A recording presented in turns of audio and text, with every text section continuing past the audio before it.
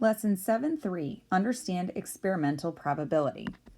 In this lesson, we're going to learn how to determine the experimental probability of an event.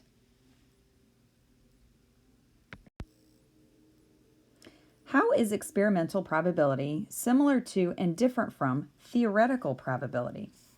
Remember, in the last lesson, we talked about theoretical probability. What should happen when you spin a spinner, roll a number cube, or pick a tile or something like that out of a bag. What should happen is based on the number of items or outcomes that are possible and the number of outcomes that you want to have happen, or favorable outcomes. Experimental probability is similar. Let's take a look at example 1. Talia and Yoshi planned for 1 out of 8, or 12 5/10% of the players winning a prize. During the school fair, they kept track of the number of total players and winners and recorded the data in the table below. How does the actual number of winners compare to the expected number of winners? Now, you might remember from the previous lesson that the expected number of winners are the number of people that we thought would win the game based on the theoretical probability. In other words, how many people could win based on the number of sections on the wheel and the number of winning sections, which was 2 out of 16 or 1 out of 8.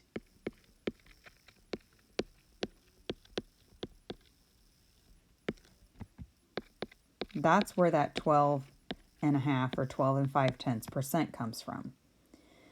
But now let's take a look at the table, because the table shows us what actually happened when people played the game. In the table, you see that the total players for both sessions of the school fair was 475, and there were 58 people who actually won the game. So the first step is to determine the relative frequency of winners. In other words, the ratio that describes the number of times the event occurs to the total number of times that they tried playing the game. So the ratio of winners to total players is what we call the relative frequency. How often did it happen?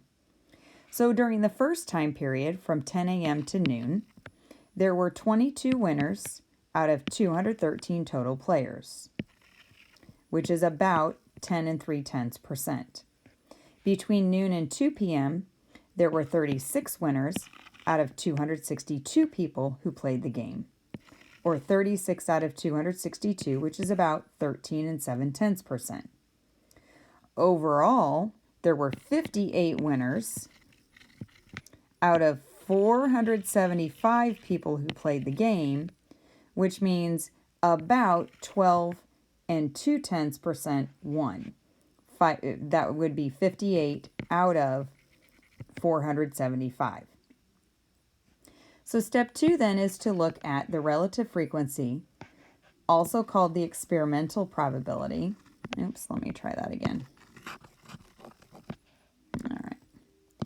So the relative frequency is also known as the experimental probability, and compare that to what should have happened.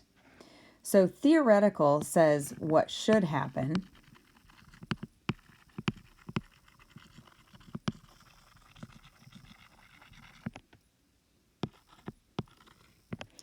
and experimental says this is what did happen.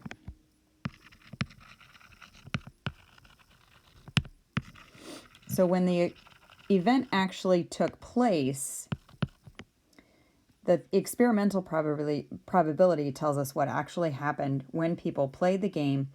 They were spinning the spinner, and they counted the number of winners compared to the total number of players. So the theoretical probability was that 12.5% of the people playing the game would win. Experimentally, they found that 12 2/10% of the people actually won.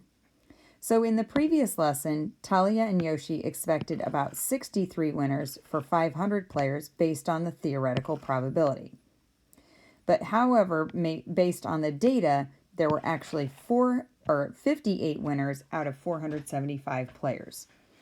So the experimental probability is slightly lower than the theoretical probability of winning the game. There were slightly fewer winners than expected. But if you compare those percentages, they are very close together. Now let's take a look at the try it. During the second day of the school fair, Talia and Yoshi recorded 43 winners out of a total of 324 players. How does the actual number of winners compare to the expected number of winners? So again, the theoretical probability goes back to the probability that they spin red is 1 out of 8. The experimental probability is 43 out of 324. Let me try that again. And I want you to find that percentage. Remember, to find that percentage, you need to divide 43 by 324. You'll get a decimal, and then you multiply by 100 to change that into your percent. Do that now and come back and check your answer.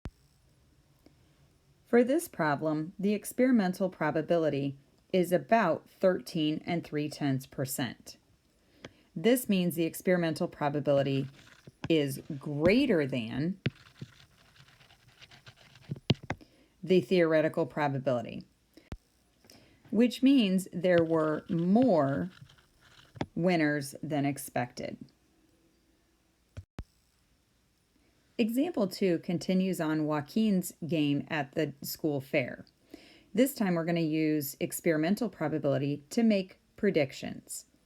Joaquin also kept track of players and winners for his game during the fair. Based on the results shown in the table, how many winners should he expect if 300 people play his game? So now we're going to base this prediction from the actual number of winners, or the experimental probability, that tells us about the number of players and winners for his game. So overall, Joaquin had 71 winners out of 460 people that played his game. That's this number right here in the bottom row of your table. We are going to take that relative frequency, or that fraction, 71 winners out of 416 players, and we're going to use that in a proportion to solve to find the likely number of winners if 300 people played his game. So in this case, we're going to solve that by dividing both sides of the proportion by, multiplying both sides of that proportion by 300. And remember, when you multiply by 300 on the left side, you're going to do 71 times the whole number and then divide by 416. That's what this part means right here. And when you do that, you get 51 2/10 approximately. So what that means is Joaquin should expect about 51 or 52 winners out of 300 people playing his game. Now let's take a look at example 3, which explains the differences between theoretical and experimental probability. Amir and Marvin each flip a coin 50 times and record the result of each flip. The tables show their results. So you see right here, Amir's results when he flipped the coin 50 times. And then you see Marvin's results, and again, he flipped the coin 50 times. Part A. Based on theoretical probability, what are the expected results of 50 coin flips? Well, if I flip a coin 50 times, there are only two possible outcomes, heads or tails, and both outcomes are equally likely. So when I flip a coin, the probability of landing heads up or tails up is 1 out of 2, or 1/2. So after 50 flips, what should happen, and that's a big what should, oops, wrong color, hang on. What should happen is we should get about 25 heads and 25 tails. So in the theoretical realm,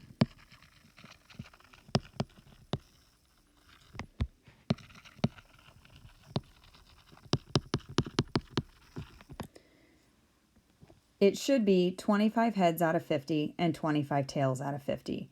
or 1/2 for each.